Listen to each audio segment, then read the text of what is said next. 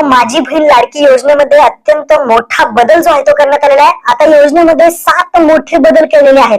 या योजनेमध्ये अर्जाची मुदतवाढ असेल, अविवाहित महिलांना लाभ असेल, उत्पन्नाचा दाखला असेल, डोमासाईल दाखला, जमिनीची अट, वयाची अट, या सर्वांचे जे काही बदल आहेत ते काय बदल झालेले आहेत या व्हिडिओमध्ये मी तुम्हाला सांगणार आहे। तर व्हिडिओ नक्की शेवटपर्यंत पहा। चॅनलवरती नवीन आला असाल तर चॅनलला सबस्क्राइब करून ठेवा। अशाच महत्त्वपूर्ण अपडेट्स आणि व्हिडिओज तुम्हाला भेटत राहतात। आपला Telegram group, WhatsApp group join करून ठेवा। चला मित्रांनो, व्हिडिओ सुरू करूया। तुम्ही पाहू शकता, मुख्यमंत्री माझी लाडकी बहीण या योजनेच्या संदर्भात निवेदन करू इच्छितो। तर इथे पहा, पहिला जो बदल आहे तो सदर योजनेत अर्ज करण्याची जी काही मुदत आहे ती 1 जुलै 2024 ते 15 जुलै 2024 पर्यंत ठेवण्यात आली होती आणि या मर्यादेत सुधारणा करण्यात येत असून आता सदर मुदत 2 महिने ठेवण्यात येत असून ती दिनांक 31 ऑगस्ट 2024 पर्यंत लाभार्थी महिलांना अर्ज करण्यात येणार आहे। म्हणजेच 31 ऑगस्ट पर्यंत आता महिला अर्ज करू शकतात। तसेच 31 ऑगस्ट 2024 पर्यंत अर्ज करण्यात आलेल्या लाभार्थी महिलांना दिनांक 1 जुलै 2024 पासून दर महिन्याला 1500 रुपये आर्थिक लाभ जो आहे तो देण्यात येणार आहे।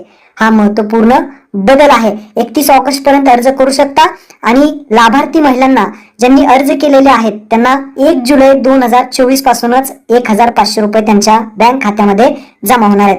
दुसरा बदल पहा, या योजनेच्या जे काही अधिवास प्रमाणपत्र होतं, म्हणजे जे काही डोमासाईल प्रमाणपत्र होतं ते नमूद केलं होतं आणि आता लाभार्थी महिलेकडे अधिवास प्रमाणपत्र जर नसेल, म्हणजे डोमासाईल सर्टिफिकेट कोणत्या महिलेकडे नसेल, तर त्याऐवजी 15 वर्षापूर्वीचं तुम्हाला हे 4 डॉक्युमेंट्स तुम्ही देऊ शकता।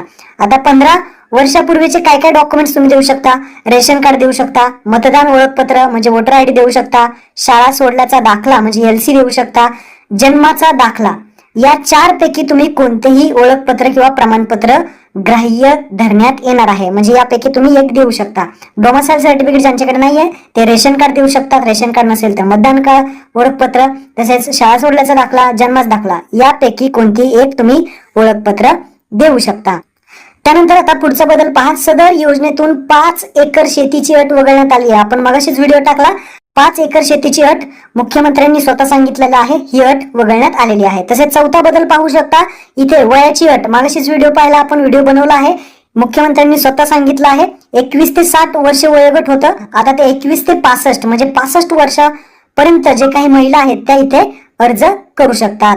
त्यानंतर पुढचं, परराज्यात जन्म झालेल्या महिलांनी, 5वा बदल आहे, परराज्यात जे बाहेरच्या महिला आहेत त्या अधिवास असणाऱ्या पुरुषांबरोबर जन्म झालेल्या महिलांनी, परराज्यात जन्म झालेल्या महिलांनी महाराष्ट्रातील अधिवास असणाऱ्या पुरुषांबरोबर विवाह केला असेल तर अशा बाबतीत त्यांच्या पतीचे जन्म दाखला किंवा शाळा सोडल्याचा दाखला किंवा अधिवास प्रमाणपत्र हे ग्राह्य धरण्यात येणार आहे। ही गोष्ट लक्षात ठेवा।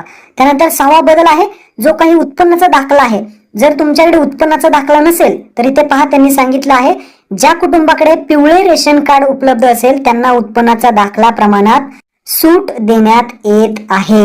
म्हणजे लक्षात ठेवा, उत्पन्नाचा दाखला नसेल तरी चालेल, तुमच्याकडे पिवळे किंवा केशरी रेशन कार्ड असेल तर तुम्ही इथे अर्ज करू शकता।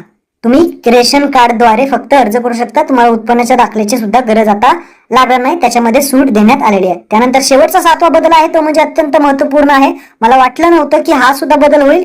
कुटुंबात, तुमच्या कुटुंबात एक अविवाहित महिला असेल तर त्या अविवाहित म्हणजे एखादी मुलगी असेल तुमच्या कुटुंबात 21 वर्षाची, तर 21 ते 65 वर्षापर्यंत इथे अर्ज करू शकतात। आणि एक अविवाहित महिला म्हणजे एक मुलगी आहे आणि तिचं वर्ष 21 पूर्ण आहे तर ती सुद्धा या योजनेमध्ये आता अर्ज करू शकते। असे महत्त्वपूर्ण 7 बदल होते। महत्त्वपूर्ण व्हिडिओ आहे, आपल्या सर्व मित्रांना लगेच शेअर करा। DR न्यूजच्या बातम्या पाहण्यासाठी DR न्यूज चॅनलला सबस्क्राइब करा, शेअर करा, लाईक करा, कमेंट करा। तसेच तुमच्याकडील सर्व क्षेत्रातील बातम्यांसाठी राहुल गुरव यांना संपर्क करा। Mobile number 96 89 32 25 03।